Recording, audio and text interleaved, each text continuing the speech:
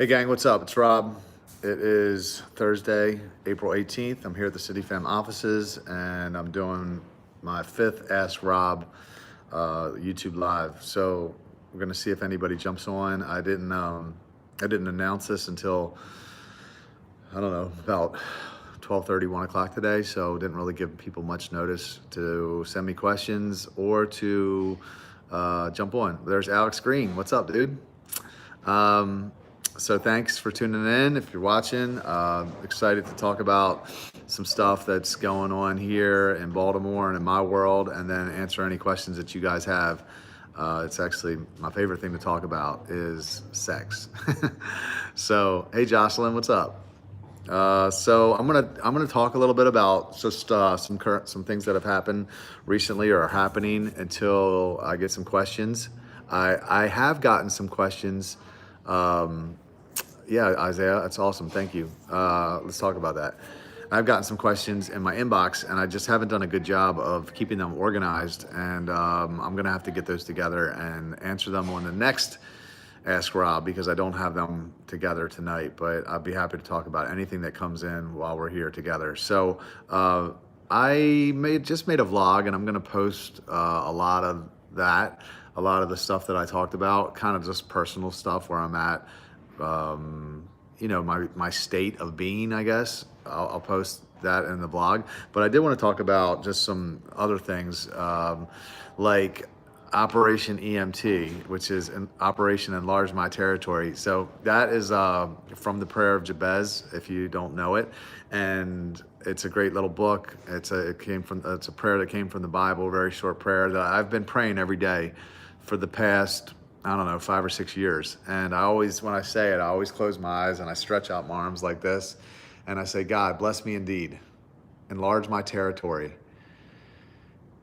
That that your hand would be with me and that you would keep me from evil, that I may not cause pain. That's basically the prayer. So, but I hold out my hands real wide because I'm like, God, give me so much that I can't even hold it all. You know, like, and I don't mean physical stuff. I mean, you know, like physical possessions. I mean, you know, like influence. I want to make a difference. I want to have a lot of good stuff going on that's helping people, you know, so that's my prayer. And Operation EMT is Enlarge My Territory, and I'm actually going to hit the road. I was in Houston, got back about 2 weeks ago, and there's just so much good stuff that's been happening down there since I left. And now it's like, okay, I'm going to go visit all these groups that are wanting to start. And I'm going to energize them. I'm going to help them get off the ground. I'm going to make connections with leaders that are there and really help them do what we're doing here in Baltimore, because it's you know, it's a movement and it's really helping people. So going to, just so everybody knows, if anybody out there is watching, if you're could you share that again? I will share that. I'll share that right after I say these cities and these dates, Isaiah. But I'm going to Newark, Delaware, and I am going to be there April 24th, meeting with a leader there, and she's got some meetings set up for me. So if you're in Newark, Delaware, I would love to connect you with that group. I'm going to be in Ocean City, Maryland that weekend, April 26th to the 28th, Friday to Sunday. I'm going to go to Houston, Texas on May 2nd, and I'll be there from May 2nd until May 5th. And then I drive up to Dallas, Texas, on the 6th, and I'll be there on the 6th and the 7th. And then I fly to Phoenix, Arizona on the late night on the 7th, and I'll be there from May 8th to May 15th. And then I either come back to Baltimore or I'm going to Nashville, Tennessee to have some more meetings. So if you're in any of those places, I would love to connect with you or connect you with the leader that's on the ground in those places. If you know someone that's in any of those places that I should meet with, then I would love to talk to them. Send me a message. You can put a comment here, or you can send an email to rob@cityfam.com. So the good connections for me are like-minded people, are leaders of other healthy communities, specifically churches, or maybe even 12-step programs, recovery centers, people in media. I would love to talk with people that are in radio or television, because that's just going to help us get the word out about what's going on in that area. I could talk about the book. I can talk about sex. I have the #1 video in the world right now. I'm waiting to have sex, so that catches people's attention. I will obviously talk about City Fam, but yeah, so media is great, podcast, radio, television, any of those things. I would love to meet with those people. I'd love to, speak in front of groups that could benefit from me sharing. So schools or singles groups, anything like that, I'd be willing to come in and speak for free. So if you have anybody out there that you'd like to connect me with, please do. You can email me at rob@cityfam.com, or you can leave a comment here. But yes, Operation EMT, Enlarge My Territory, which is from the Prayer of Jabez. Great book. I highly recommend it. Read it.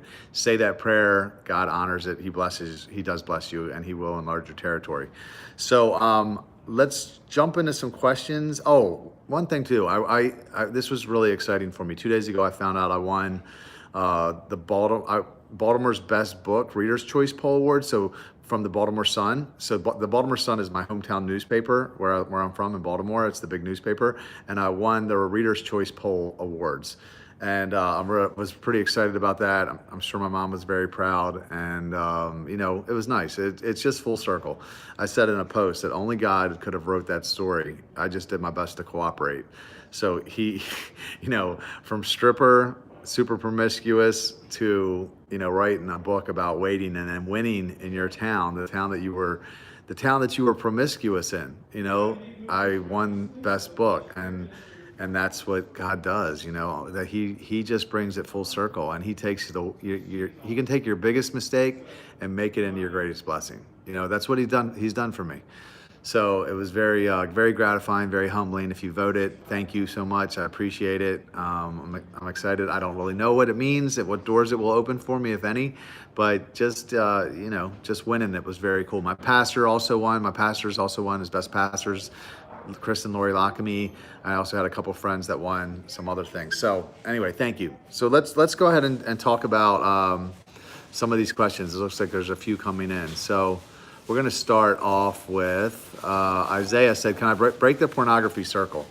So yes, the cycle of pornography, you can break it. I mean, I don't know if it ever goes away completely, because as a man or a woman, there's certain physical needs and urges, and when you don't have a person that you're married to, an outlet for those needs, then they just build up sometimes. Now look, the longer you resist, the easier it gets, 100%. When I first stopped having sex, it was like OCD. It was like obsessive compulsive. Like I would have a thought and I would try to dismiss it, and then it would come back.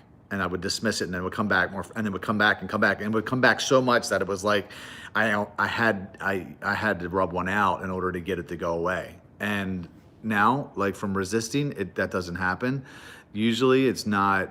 If I do succumb to that temptation, it's not because of as much because of it being physical as much as it is emotional for me. So sometimes I'll get into a place where I just get depressed. I'll get sad that I'm still single. I'll get sad that I'm coming home alone night after night. I'll get sad about, I don't have someone to go on a date with or whatever. And then I'll get depressed, and I'll want to feel something, you know what I mean? And that's where I'll fall.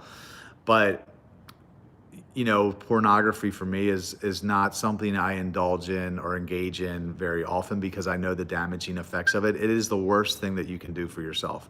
Meaning, like when it comes to that, it would be better for you to masturbate and think about something that you did in the past, or imagine some scenario. And I'm not condoning that, because that's not right. That is still sin. Jesus is very clear about, if you lust it in your heart, in your mind's eye, you're committing adultery in your heart.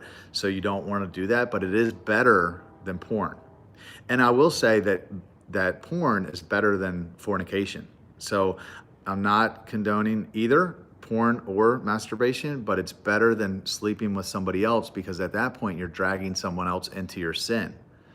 And the Bible's clear about that. It says, if you cause one of these little ones of mine to sin, it said it'd be better for you to have a millstone tied around your neck and thrown into the bottom of the sea. So you have to think about that. And you don't want to cause other people to stumble because of your weakness, or and really, that's when you think about sex outside of marriage, it really is what you're doing is you're kind of transferring your pain onto someone else. If you that's the way I look at it, because if you love the person, love is mutually beneficial. Love is looking out for the other person's best interest. Lust is looking out for yourself, right? You're not really thinking about the other person. So here you're devaluing that person because you are horny or lonely, or maybe you're depressed or whatever it is, and you're transferring that pain over to them. So you don't want to cause other people to stumble. That's the worst thing you can do. But I know that that wasn't your question, but I did want to say that. So, as far as the pornography goes, I would watch some videos about what porn does to your brain. They say it's the new tobacco. And then I would sign a covenant with God. And I will post a link on this video after. And it's something that I've done where you basically say, look, I'm not gonna look lustfully at a woman. And if there's women watching, you would say, I'm not gonna look lustfully at a man. And you would say, for this length of time, you ask God for his help to help you keep the covenant. And you say, look, God, if I keep this covenant, I want you to bless me greatly. And you could have something in mind. For me, I was always City Fam. I always thought about City Fam when I did it. And I'm like, God, this is too big for me. I can't do it. Please help me keep this.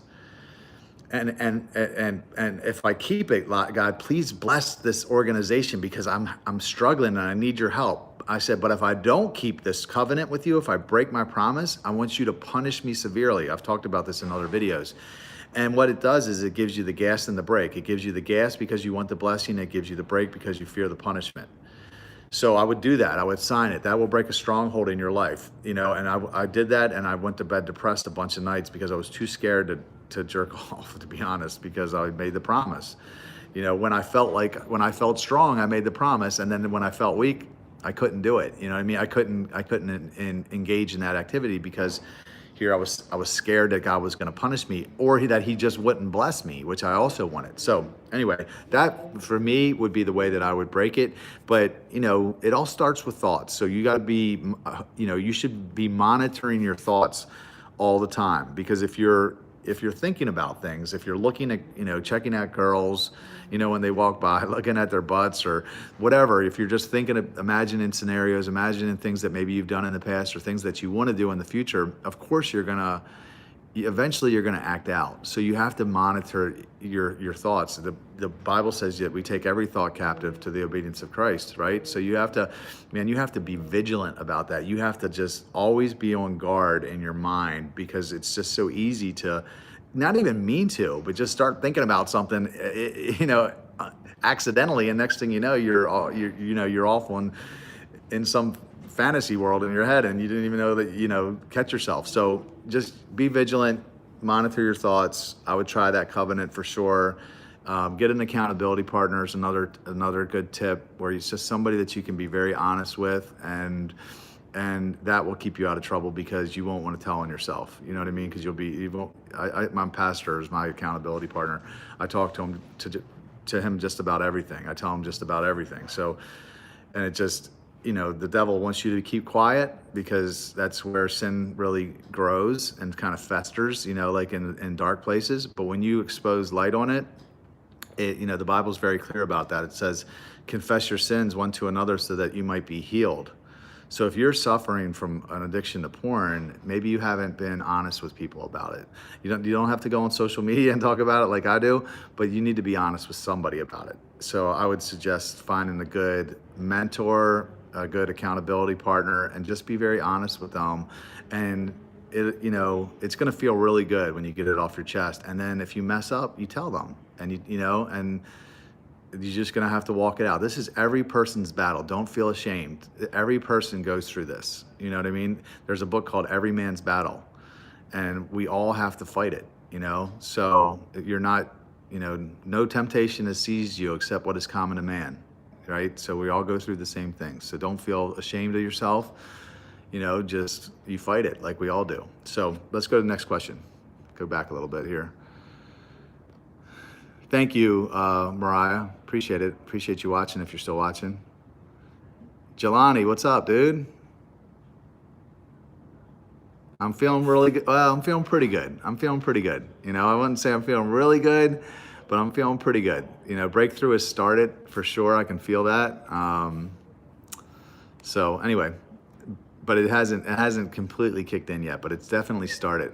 Okay, Mariah says, been thinking about having my closest friend keeping me accountable to stay away from lustful things, also considering that I'm healing from a bad relationship. I love it, Mariah. Actually, it goes exactly with what I just said. Accountability is huge.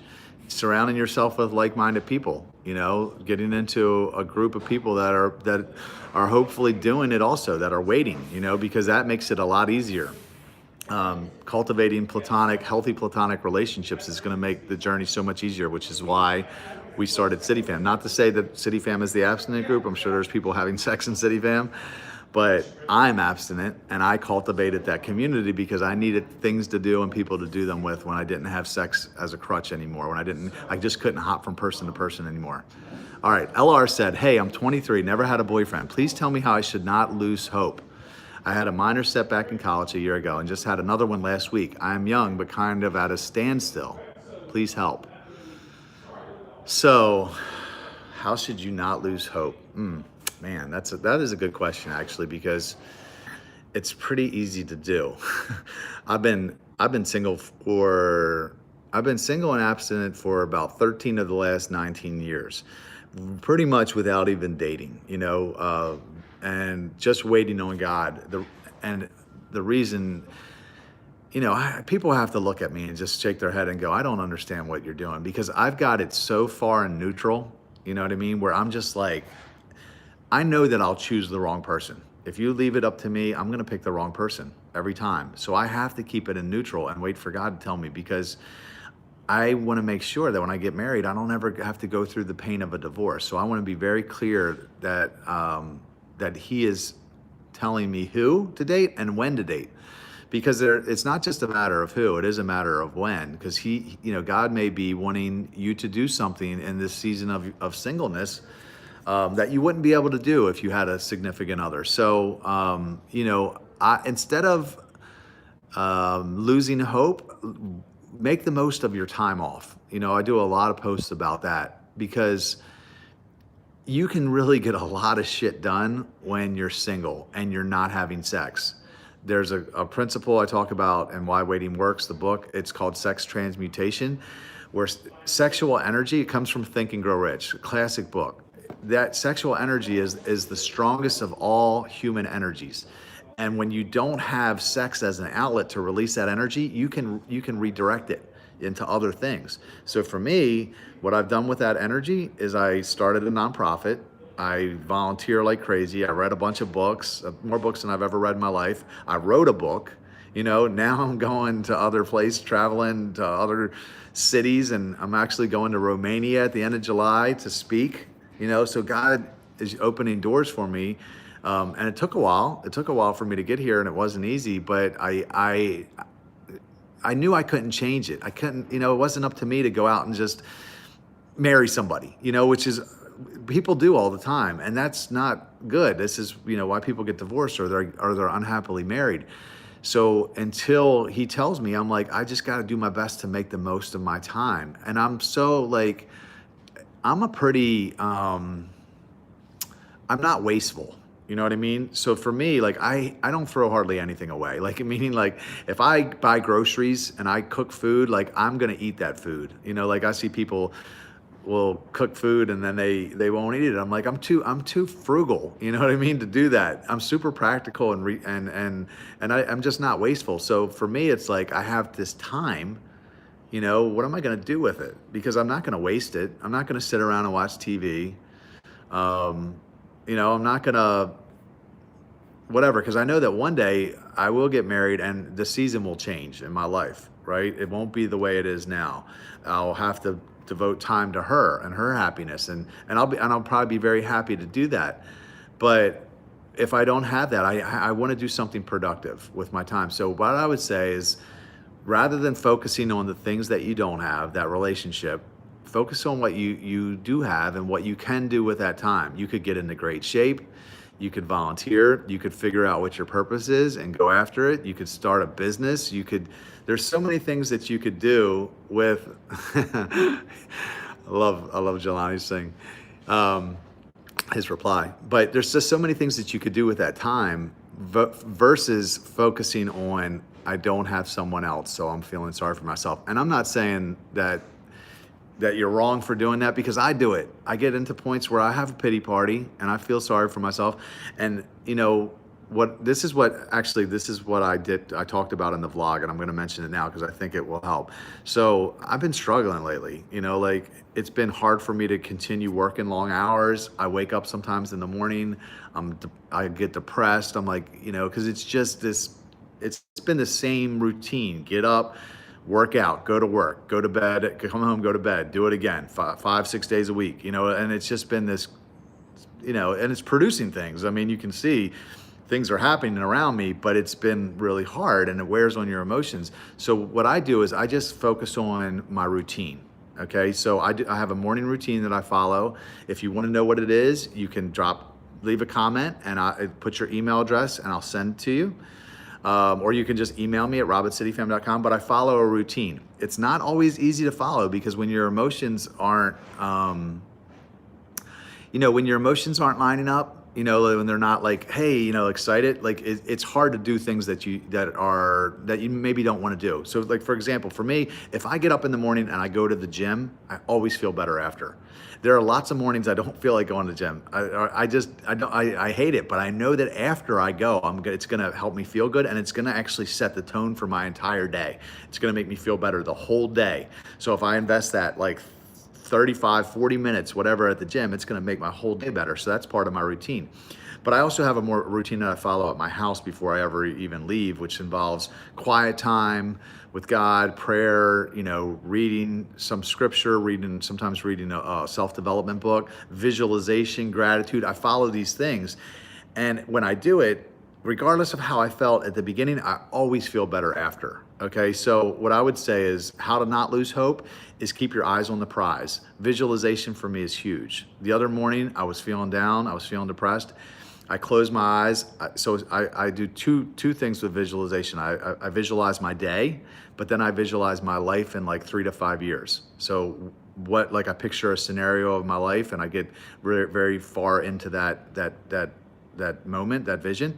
And then I also picture who I want to be, and I try to reverse engineer it basically when I come out of it. So in this vision, I was seeing myself with my wife. It was a picture of me and her on the cover of a book, and the book it said Waiting Worked. So I went to GoDaddy on my phone and I typed in waitingwork.com, and it was available. So I bought it for $12.99, and I was like, I'm gonna write a book with my wife after I get married called Waiting Worked.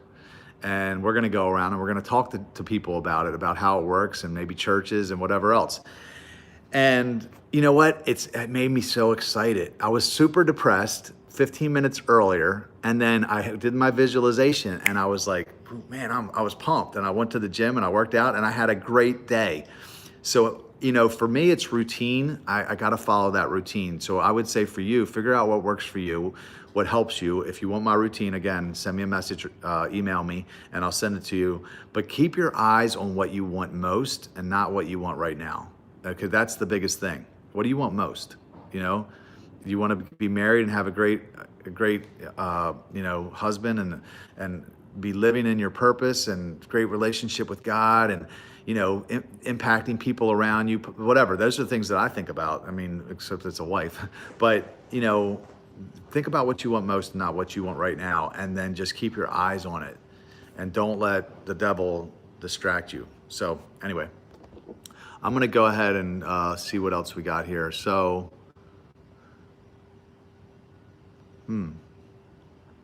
So let's see.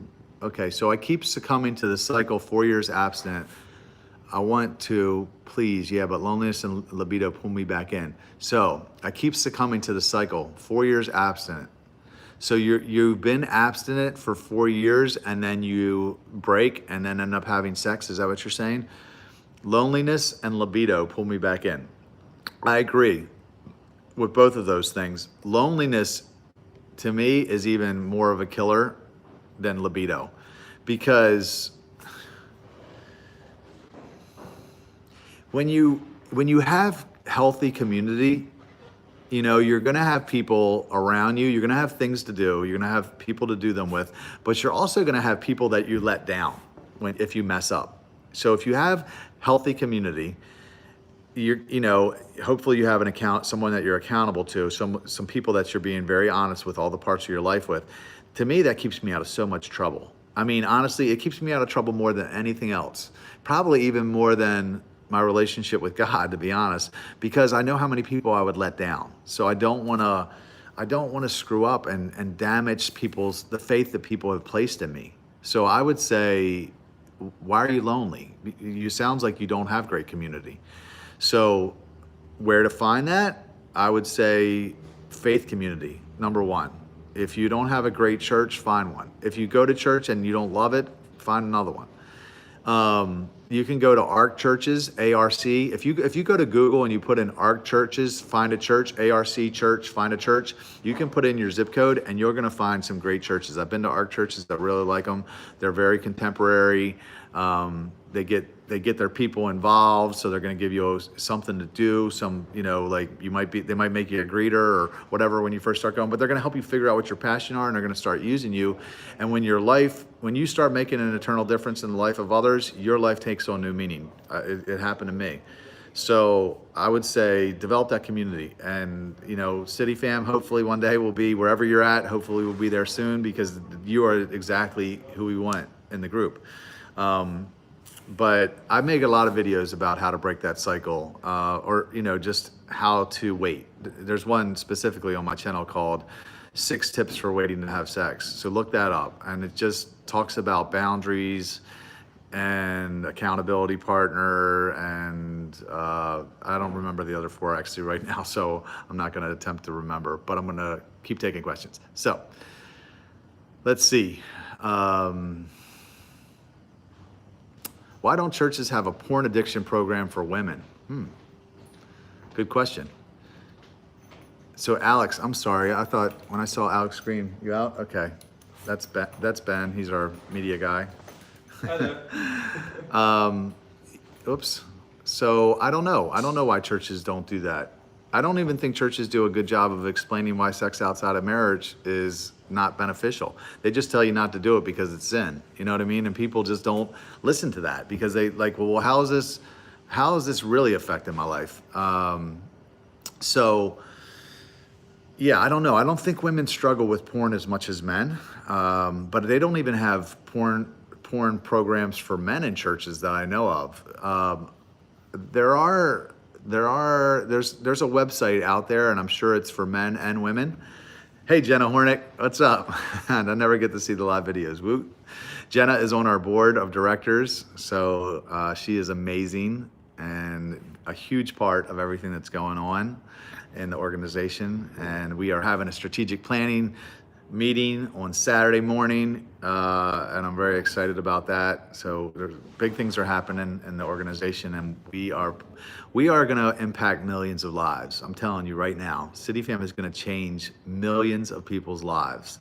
If you didn't watch that ladder video that I just posted a few days ago, check that out. Share that with people, please. Show it to anybody that cares about people. If show it to people that are addicts or former addicts. Show it to your church pastors, and because they need to see this thing. This is something, this piece of information that God gave me, and it's just, this is how we're gonna impact people's lives. This is how we're gonna change things, and we're gonna fix a lot of problems, including the opioid epidemic and other problems. Because community, when you don't have community, it's a killer. It manifests itself in a variety of ways, and one of them is sex. Because you want intimacy. We need intimacy. We need to have great, people to know us. And when you don't have it, you'll get a fake version of intimacy, and you'll go sleep with somebody, and then next thing you know, you got a baby, with somebody that you should have never been with. You know what I mean? It happens all the time. And then that baby's life now is impacted because you didn't have community, because now they may not have 2 parents, or maybe they're in, watching a couple that's in a loveless relationship, so anyway, I'm sorry. I'm kind of went off on a tangent there. Porn, Covenant Eyes is what I was going to say. There's a website called covenanteyes.com. And I actually didn't sign up for it myself. I looked into it, and it's a way to monitor, your search history and your phone, and I think it gives you some accountability. I don't know any more than that about it, but I would check it out. You can also join the Why Waiting Works community on Facebook. It's free. It's just a group that I created. There's 1,200 plus people in there, and it's really awesome. It's just a way for you to build some online relationships. I mean, now there may be some people that are in that group that are where you live, but it's a way for you to at least be talking to people that are on the same path as you. And you know, we all struggle with the same things. Porn is a real problem. You know, millions of people are struggling with that same thing. So I told somebody on this video earlier, to watch some videos on the damaging effects of it, and then that'll start to change your mind about it. It definitely, after I saw what it actually does, I'm like, man, I don't want to poison myself. Anyway, let's keep going. So James 4:7 says, submit yourselves then to God, resist the devil, and he will flee from you. Yes, that's right, Jelani. Not having sex, relationships as crutches. What are your thoughts on the ways we use sex, relationships as distractions to medicate or not do the work to move into our purpose? Wow, that's good, Jocelyn. I wish we could share this screen because I'd love to hear what you had to say about that. So for anyone that doesn't know, Jocelyn is a PhD. She's got her, am I right in saying that, Jocelyn? I know you have your PhD, but I don't know what the technical title is for that. But anyway, she's in New York. She's a great lady. She is a part of CityFam. She's kind of in a stage of getting the CityFam started there in New York. We've went up there for a social event already, and they did a service event. They did blessing bags last year, and it was awesome. So hopefully we're gonna have a CityFam New York in the not too distant future. But let me go back to this question and make sure that I'm okay. How people use sex. Basically, relationships as distractions to medicate or not do the work to move into our purpose. Yes. So for me, in my past, I definitely used sex as a drug, as a way to self-medicate. It was, you know, it's the same way now. Even if when I get depressed, if I get really depressed, you know, I'll want to feel something, you know, I'll want to masturbate. And it's not as much, I mean, sure, there's times where I just feel wound up, like horny, but a lot of times it's more the depression than it is anything. So I know that when I was having casual sex, that I used women to make myself feel better. You know, some of it, and especially I started meeting with a psychologist. Actually, I had 2 sessions with a psychologist, one this week and one last week. And some of it was rooted in my need for approval, you know, because I didn't have a father figure around when I was young. Maybe that was it. But I just wanted approval. Women validated me. It made me feel like a man, you know, if I could get women. And this is all deep down. It wasn't something that I was conscious of at the time. I just thought that I liked girls, you know, I was girl crazy. But I was definitely using sex as an escape, and people do it all the time. You know, they definitely use substances as escapes. They use sex as escapes. They use relationships. There was a great sermon that my pastor preached 2 Sundays ago, and he talked about he was comparing it to Forrest Gump, where basically Jenny dies, and then Jenny leaves him, and his mother had just died, and then he starts running, and he's like, that's what we do. We run from our problems. We run from our pain rather than facing it head on, dealing with it, you know, doing things like probably most of you are doing, which is, you know, working on yourself. What I'm doing, going to a psychologist, trying to figure out why I acted this way, or why I still have these feelings. You know, depression even is rooted in something, and it's doing the hard work, you know. But most people just, I feel like running, you know, they just run from relationship to relationship, or, you know, experience to experience. Maybe that's drinking or using drugs or whatever it is, rather than facing the problem head on, because it sucks, it hurts, and it's hard to do the work. You know, like this is why most of the people in America are fat, and I'm sorry for making it sound that blunt, but most people don't eat good and they don't work out because it's hard. We're lazy. You know what I mean? Like, I don't like to do it any more than anybody else. I say it all the time. I talk about waiting and I'm like, I don't like it any more than you do. I hate waiting. I also don't like working out, but I do it because I realize the benefit from it, so you don't have to like it, you just have to do it. It doesn't matter how you feel. If I don't want to go to the gym and I go to the gym, I still burn the calories. Doesn't matter that I didn't feel like going, as long as I go. So get on the refrain train. But yes, people do it, and I just feel like because it requires discipline to do the work, it requires you doing things when you don't necessarily feel like it and not quitting. There's a reason that Jesus called his followers disciples, right? He could have called them anything, but he called them disciples. It's the root word of the word discipline. Disciple, discipline. So this is what Jesus was basically saying. He's like, look, if you follow me, it's going to require a lot of discipline. It's going to require you to think about what you want most instead of what you want right now. That's what all discipline is, delayed gratification. You always have to be saying, okay, if I want an education, I got to study and turn the TV off. Or if I want to buy that house, I got to save money so I can't buy that thing that I want right now. You have to delay gratification. Whatever you want, if you want great relationships, friendships, you got to show up for people. You got to go to their house and help them move.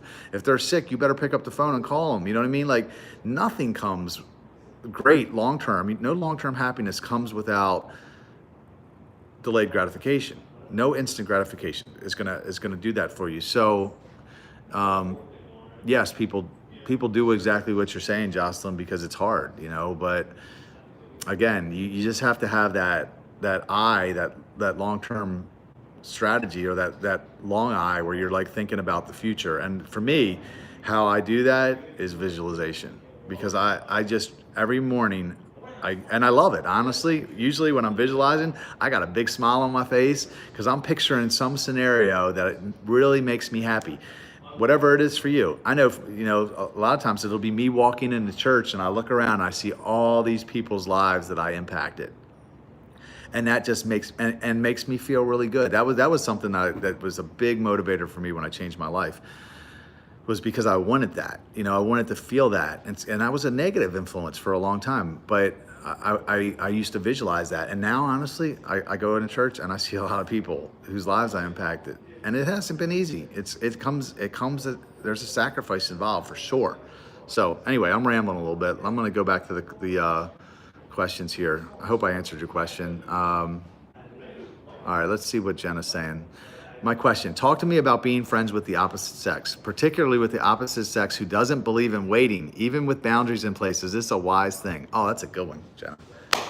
So I had a conversation with a girl recently, and she said there's a difference in someone that is waiting and someone that is willing to wait. And we talked about it, and she had a great point, because someone that is waiting is going to be able to lead you as a woman. And as a woman, you should want a man that is going to be the priest of your home, because that's what the Bible says. You want someone that's going to be a spiritual leader for you. So if somebody comes along and they're not waiting, but they're willing to wait for you, then are they really going to be able to lead you? They're not, at least in that area, they won't be able to. Now, I'm not saying they won't be able to lead you at all, because they may really be spiritually mature in lots of other areas. I'm sure there's plenty of men that are spiritually mature in other areas and just don't follow that, because it is so damn difficult. I mean, even if you look at the greatest people even in the Bible, King David was a whore, Solomon, 1,000 wives or something. So, he was the smartest man to ever live, and he still thought with his penis. I often say, what hope is there for the rest of us if he was the smartest guy and he still thought with his dick? So, I think there is a difference between someone that's waiting and someone that's willing to wait. Ideally, you want someone that's waiting and not just someone that's willing to wait. But if they say they're willing to wait and they continue to push your boundaries, then no. Because here's the deal. You aren't going to be able to make it by yourself. Like, you're not going to have the strength for you both. You know what I mean? Like, I've never been in love, honestly, and I've never really dated for a long period of time while I was waiting. So it's gonna, in my opinion, it's gonna take two people to hold each other up. Because sometimes you're gonna feel weak and you're gonna be like, let's just do it, maybe. And they're gonna be like, no, let's stay committed. And then hopefully they'll be strong when you're weak. And then they might be weak and then you might have to be strong for them. And that's what I believe. If somebody's continuously trying to stick their hand in your pants every time you're alone, how long do you really think you're gonna be able to resist? I mean, seriously, you know what I mean? Especially as you have strong feelings for them. So I would be very cautious about that. I would say, no, like, send them my 10 reasons video.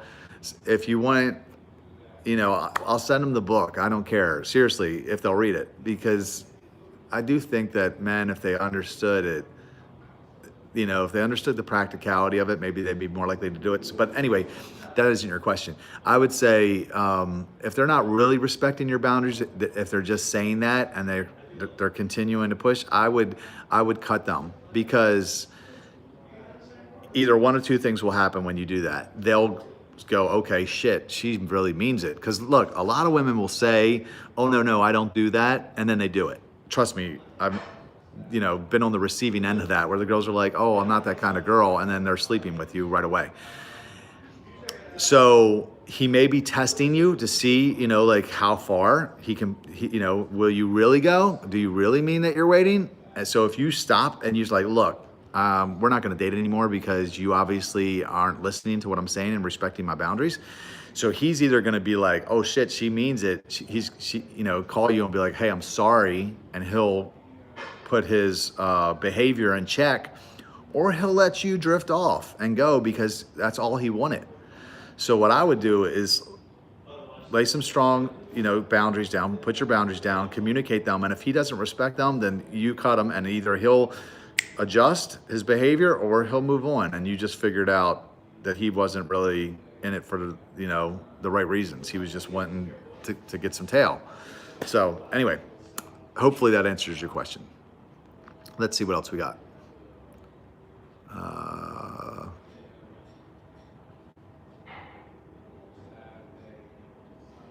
I definitely want to get married in God's time, but at the same time, I always have dreams of proposing to a beautiful girl my age. Is it very normal, Rob? I want to get married in God's time, but at the same time, I always have dreams of proposing to a beautiful girl my age.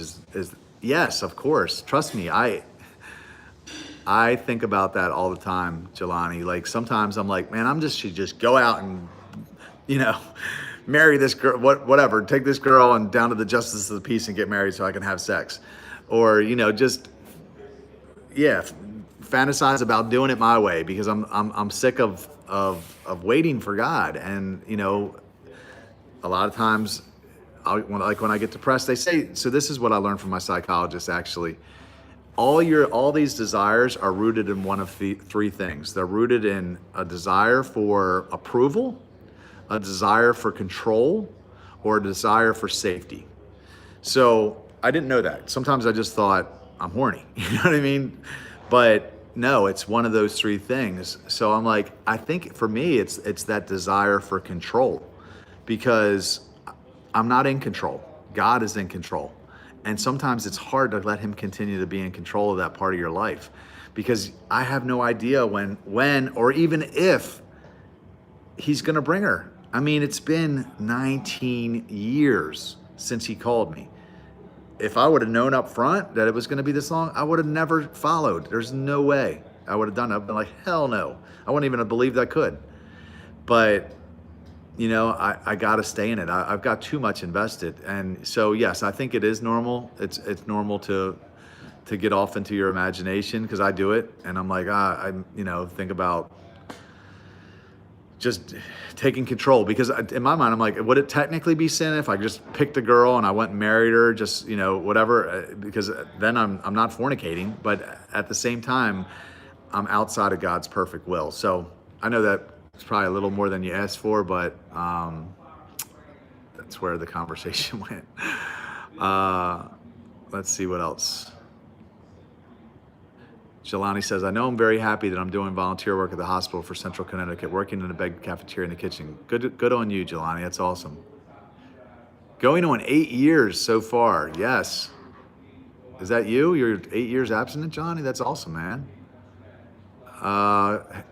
Kasi, I don't know if I pronounced that right. Hey, Rob, my question is how to be brave to tell someone who asks you for a date you are waiting and not having sex before marriage in the best way so that they can understand. So I've talked a little bit about this on previous videos. I mean, I've always said that you should put it out early because there's no point in wasting your time or their time if they're not on board. So I'm a big proponent of kind of letting people know early. I think that it attracts the right person and it repels the wrong person when you're waiting. So I'll give you an example. There was a girl that I heard about recently, and she's in my life coach and pastor Lori's Bible study. I heard, oh, there's this really hot girl that goes to this Bible study. A friend of mine, a guy told me. So I said to Lori, I'm like, who's the hot girl at your Bible study? And she's like, Lori's like, you know, I don't think you'd really like her or whatever. I said, well, I want to meet her. So, you know, Lori invited her to church. And we all went out to lunch after, and I said to the girl, we were talking about waiting and or something. The girl, she asked me what the book was about, what the book that I wrote was about. So I told her a little bit about it. And she's like, oh yeah, I understand waiting. She said, but she goes, you know, I understand waiting for a few months or whatever, but you got to take a car for a test drive. And she said it, and I was like, I just got up, I walked over to where Lori was, she was making a drink, and I said, I'm not interested. She is not what I'm looking for. And honestly, from that moment on, it was just like, she repelled me. You know what I mean? Now look, the old me, when I was having sex, I would have been like, hell yeah, let's take it for a test drive right now. You know what I mean? But that was the old me, and she would have got a terrible boyfriend because that's where I was at. I wasn't looking for love. I wasn't even looking for any, a commitment of any kind. I just wanted sex. So she would have had sex with me, maybe, and then probably wanted more, or maybe I would have wanted more. But one of us would have let the other person down because of where we're at. Now I'm looking for one person. And so if a girl tells me she's waiting, which I actually met a girl recently that told me she was waiting, and it's like, man, it perked me up. I'm like, really? Yeah, like it excites me. So the devil will tell you, the devil will try to make you afraid, and he'll say, you can't wait. Nobody waits anymore. No guy's gonna wait for you. Like, who's gonna wait for you? Nobody does that anymore. You're never gonna find anybody. And so this is what the devil tells you. So what you have to do is obviously dismiss that, because he's always gonna come against you with fear, but it's not the truth. It actually will attract the right person, like I just explained to you. Yes, you're gonna have to be single longer. You're gonna have to go through some duds. You're gonna get a lot of people tell you that you're stupid and you're crazy, but you will get to the right person faster by waiting and being very bold about your stance. So put it out early, but you don't have to be like rude about it. I personally like to do it before, a first date. But if you don't want to do it before a first date, then tell them on the date and just say, hey, I like you. I think you're, if you like them, hey, I like you. I think you're great. I really would like to get to know you more. But I do want to share this principle that I believe, and I really believe, I'm looking for love before sex. I want to fall in love, and I'm waiting till my wedding night. Look, if he is into you, he's going to stick around, and he's going to want to get to know you better. If he's a shitbag, like I was, it's going to repel him, and you just saved yourself a lot of time. So tell him early, be bold and honest, but don't be, don't be rude, just be honest. And if they can't appreciate it and they leave, then let them go. Don't be afraid, because they just weren't the right person. So that's my advice. All right, we got a joker on here. Smelly Nelly. I got a noisy butt, a noisy butt. Oh, you're so funny, Smelly Nelly. All right, let's keep rolling. So let's see. Seems like I could go 6, even 7 months. Emotional, yes. Thank you for the compliment on the vision, Annabelle. Appreciate that. God gave me this vision, and Hopefully he's going to make it happen through us very soon. Let's see.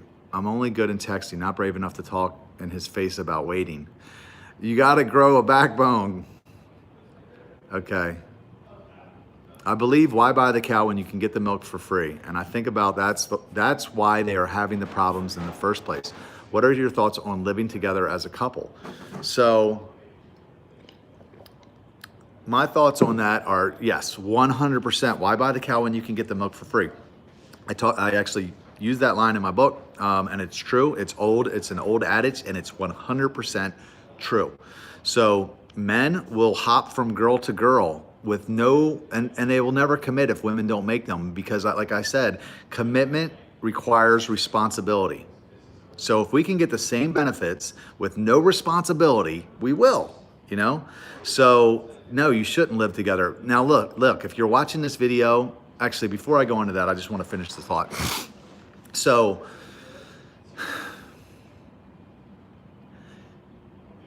it goes back to the transfer of control. What men and women bring into relationships are different. Women at their base want security. Men want sex. Okay, not to say that women don't love sex and men don't like security. They do. I like security. I want money or just security. But at my base, I want sex. So what'll happen is, especially in today's culture, women will give the sex before they get the security, marriage. And then they start chasing the guy around, holding out for the proposal, right? They're like, because that's why the girl's all excited when she gets the ring. She's like, I got it. I got the security. You know what I mean? Guys don't do that. Guys are like, see this? She's mine. I'm hitting that. You know what I mean? Guys want sex, women want security. So if a couple is living together before they're married, that means the guy is getting the sex and he hasn't given his part yet. He hasn't given the security to her. Now, he may give it to her, but he may not. You know what I mean? He might decide to trade her in for a newer model. You know what I mean? And then at that point, it becomes harder for the girl to go out and find somebody because she's older, And that's just being real. It sounds mean, but it's real. So this is, there's studies on it where men release oxytocin in their brains when they commit. Women release it when they have sex. So a woman will get attached to a man when she has sex, but a man doesn't get attached to a woman until he commits. Okay, this is why it was supposed to be on their wedding night, not before that. So it's so practical to do it this way, to make sure that when you're dating somebody, you have a clear head and you can see red flags so that you don't get wrapped up with the wrong person. Because this is what's happened to me in every relationship prior in my past is I had sex early and then I got attached to the person on some level. I had a soul tie and I wasn't in love, but I couldn't get free. I couldn't break up with them. I didn't want anyone else to date them or sleep with them. And I wasted years of my life with the wrong person. And I potentially could have missed my right person, at least at that time, which is, again, there's probably a reason I'm 46 years old and have never been in love.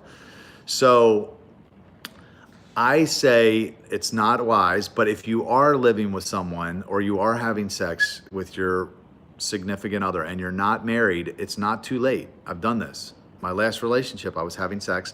I stopped having sex in the middle of it because God was convicting me. That's the reason I did it. But I said, hey, look, I don't know if we're really built to last. But here, I believe that this is how we'll figure it out. We're going to stop having sex. And if we both become convinced we're in love, let's just get married. But if we're not, we become convinced that we're not in love, let's stop wasting each other's effing time, because that's what we were doing. So we stopped having sex for about 3 weeks, and all of a sudden, both of us could think clearly, and we end up breaking up. And now she lives in Florida, and she's got a baby, and we're great friends. And I'm like, whew, dodge that bullet. So what I'm saying is, look, it's not too late. You can still use this principle. You can't just stop, though. You can't just stop having sex, because sometimes couples just stop having sex because they get busy or maybe they drift apart. You have to stop, and you have to have that conversation when you stop. You say, hey, look, the marriage conversation is key, because at that point you're saying to each other, look, there's a strategy behind this. We're going to stop having sex. And if we're in love, if we're really in love, then we'll get married and we'll have all the sex. We're going to have sex starting on our wedding night, and then we can have it all after that. But it's a very intentional move. So it's not wise to do it, but if you have to have sex before marriage or live together, But if you have done it, it's not too late to do this. There's also studies out there that show you that people that live together prior to marriage have higher divorce rates. And it's, you know why it is? It's because it's a lack of commitment. It's like, I don't want to marry you, but I'll live with you. You know what I mean? That's basically what you're saying. You're like, I don't want to be, because if you're really in love with somebody, you'll marry them. You know, people that don't live together have higher success rates in marriage. I guess as a human, you would think it would be the other way around, but it's not. It just shows you because it's a lack of commitment. So anyway, let's see what we got here.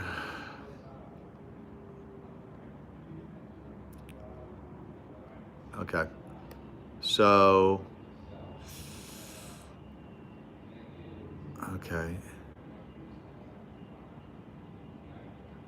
They believe in finding out their habits, etc., ahead of time before marriage.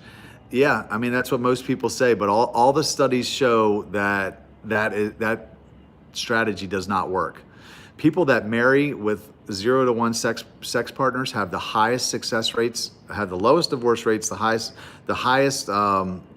sexual satisfaction in their relationship. They have the best sex lives and the lowest divorce rates. People that have a lot of partners, 10 or more, have the highest divorce rates and the lowest sexual satisfaction in their relationships.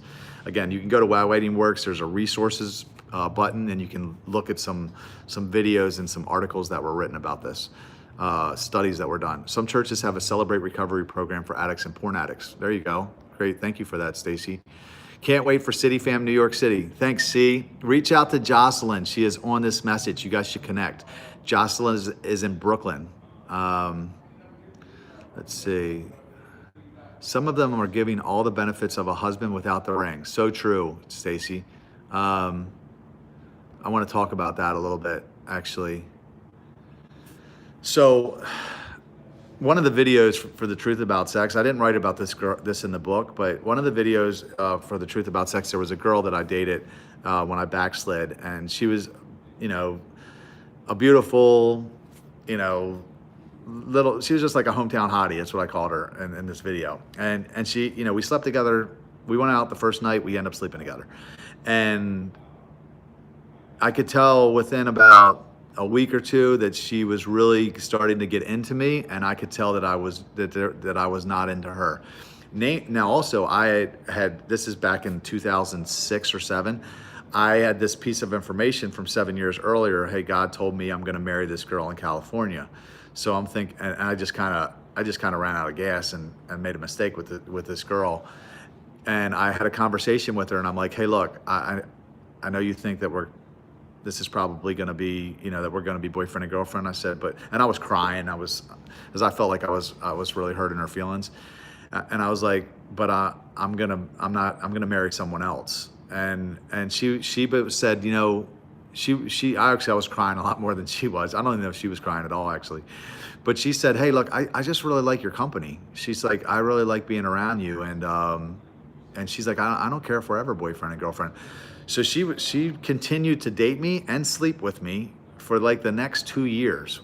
She was kind of like my girlfriend, but it was more like a, you know, if she wasn't around, it was more like a don't ask, don't tell kind of scenario. Like if she went away or whatever, and I, you know, messed around with another girl, which happened, she just didn't ask. And she would come over and spend the night at my house. She would clean my house. She would cook for me.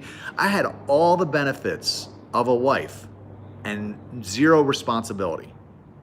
And I could tell she wanted to be my girlfriend, but I had no motivation to do it.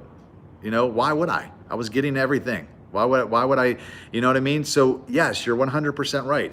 I was a selfish asshole, you know? And finally, a girlfriend said to me one day, they said, Rob, if you're not gonna man up and marry her, set her free while she's still pretty enough to find somebody else. I was like, ouch. And that's exactly what I did. After that, I called it off because she was 100% right. And you know, like, I mean, I was a Christian too. If I wasn't a Christian, I might not have done it. I might not have broke up with her because at least I had some kind of conscience at the time, conscience. So yes, at our heart, we're all selfish. You know what I mean? So if a woman is going to give you all those benefits and not require anything of you, of course, most men are going to take it, you know? So I would suggest, growing a backbone and sticking to your ground. It's not easy, but you can do it. You have to know your worth, All right, so let me see. Josh and Jesus. Miss me, Rob? Maybe. I don't know which Josh that is. Thanks for letting Yeshua use you to talk and keep to us and keeping it 100. Thanks, C. I'm in a unique marriage, and some of my friends don't approve. I don't know what that means, but probably doesn't mean anything good. There's actually, I did a post the other day where so I did a podcast when I was in Houston, and they were talking about friends with benefits. And they're like, well, does that work? And I'm like, no, there's no such thing as casual sex. I was like, look, let's just think about this like this. There was two girls in the podcast, and there was a guy. And I said to the guy, I said, if you were sleeping with her, you guys are just friends and you're sleeping with her, and you say to this girl, hey, I don't want to sleep with you anymore. I want to sleep with her now. Guess what? That first girl, she ain't your friend no more. You're an asshole, and she's gone. So I say sex without commitment is anti-community. So if all of this, everything, this whole experience that we're going through here on earth is about community, it's about togetherness, it's about adding value to people's lives, that's where fulfillment comes from. I heard a really interesting talk about that, where it talks about happiness versus fulfillment. Happiness comes from doing things that are fun in the moment. Fulfillment comes from doing things that are hard, in the moment. It pays off later. So, when you're investing in others, yes, you're going to feel fulfilled. When you're living selfishly, you're probably going to be happy in the moment, but you're not going to feel that good later when you're not doing those things. You're not going to feel that good about yourself. Heard a funny thing that said, no, I bet you no one ever said at Hugh Hefner's funeral, at least he's in a better place. Anyway, I don't know why I went there, but yeah, I did the post. I said, look, we try to come up with all these different scenarios, like polyamory. I don't know if you guys have heard of that one. That's something that's fairly, at least a new term that I've learned, where people are in committed relationships with lots of other people. They have several different boyfriends or several different girlfriends, and there's polygamy, and then there's friends with benefits, and there's swinging and casual sex. There's all these different scenarios that we come up with to try to avoid doing it the right way, because the right way is really hard, so we were trying to create these little, well, maybe this would work. And, no, none of it works. None of it's going to work long term. It might work for a little while, but it's not going to work long term, and it's not going to give you the fulfillment that you're looking for.